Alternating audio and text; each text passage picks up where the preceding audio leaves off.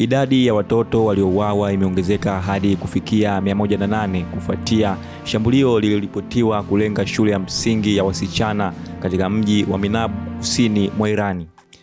Kwa mujibu wa shirika la Hilali Nyekundu la Irani, idadi ya wanafunzi mashahidi katika shule ya Minabu imefikia 108 huku operesheni za uokoaji na kuondoa vifusi zikiendelea. Msemaji wa shirika hilo alisema juhudi za kutafuta manusura bado zinaendelea katika eneo la tukio. Mashambulizi hayo yaliripotiwa kufanywa Jumamosi asubuhi katika wimbi la mashambulizi yaliyoelezwa kuhusishwa na Marekani pamoja na Israeli dhidi ya Iran. Hilali Nyekundu ya Iran pia imesema kuwa kufikia Jumamosi jioni jumla ya watu wasiopungua 201 walikuwa wameuawa na wengine 747 kujeruhiwa katika mashambulizi hayo nchini Irani.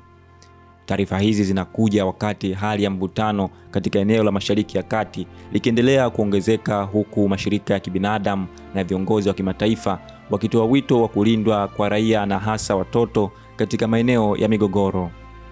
Hali hiyo imetokea huku ikiambatana na kifo cha Jenerali Saidi Abdurrahim Mosavi, alikuwa kiongozi mkuu wa majeshi ya ulinzi, Chief of Staff of the Armed Forces, aliuawa kufuatia mashambulizi makubwa yaliyoripotiwa kulenga ofisi na viongozi wa juu wa taifa hilo.